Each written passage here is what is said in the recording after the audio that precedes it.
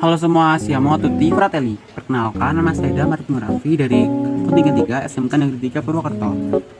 Pada kesempatan kali ini, saya mau membahas beberapa tentang donor darah. Cus kita lanjut.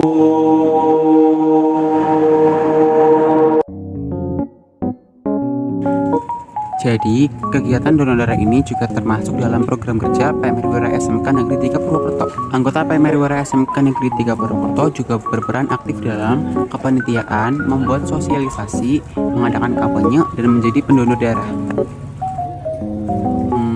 Donor darah itu apa sih? Donor darah adalah seseorang yang menyumbangkan darahnya untuk tujuan transfusi darah. Transfusi darah itu sendiri adalah proses pemindahan darah dari seseorang yang sehat dan memenuhi persyaratan ke orang yang membutuhkan.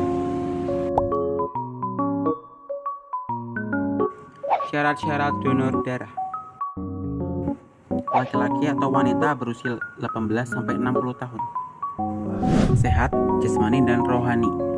Berat badan minimal 45 kg. Kadar HB minimal 12, tidak menderita penyakit beresiko. Untuk wanita yang sedang haid, hamil, atau menyusui tidak boleh mendonorkan darahnya.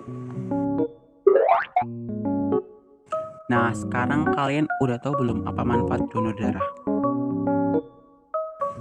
Mendapat kepuasan batin. Kesehatan menjadi terpantau.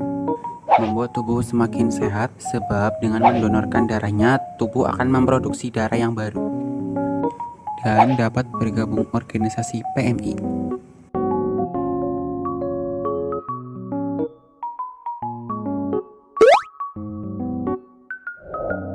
Donor darah dibagi menjadi dua, yaitu donor darah sukarela dan donor darah pengganti.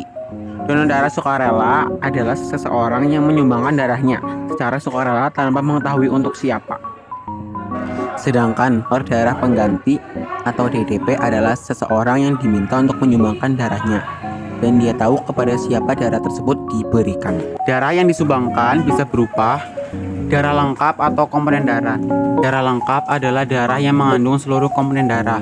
Untuk komponen darah terdiri dari plasma darah, sel darah merah, sel darah putih, dan keping-keping darah.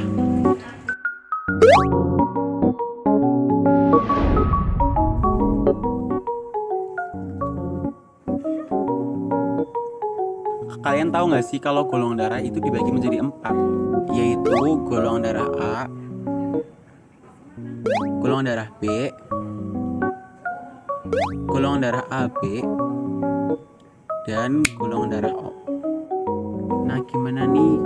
Pada udah tahu kan?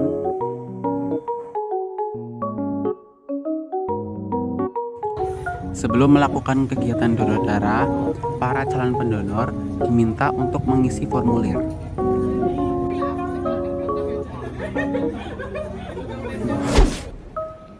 Selanjutnya, para calon pendonor akan dicek kesehatan seperti cek tinggi badan, berat badan, dan lain-lain.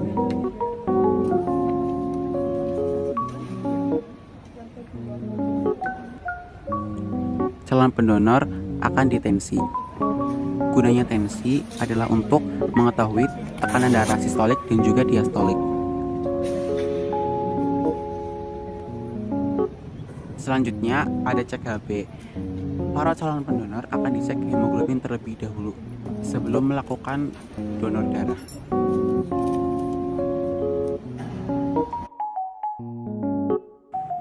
Apakah ada yang tahu perbedaan tensi manual dan tensi digital?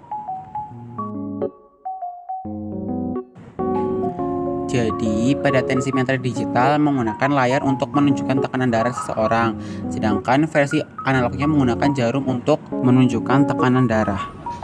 Setelah melakukan donor darah, pendonor akan diberikan kartu tanda anggota donor darah.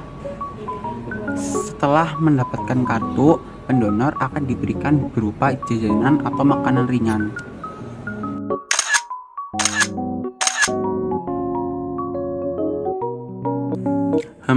Ternyata manfaat donor darah itu benar-benar banyak sekali. Jadi semuanya udah pada tertarik buat donor darah, bukan?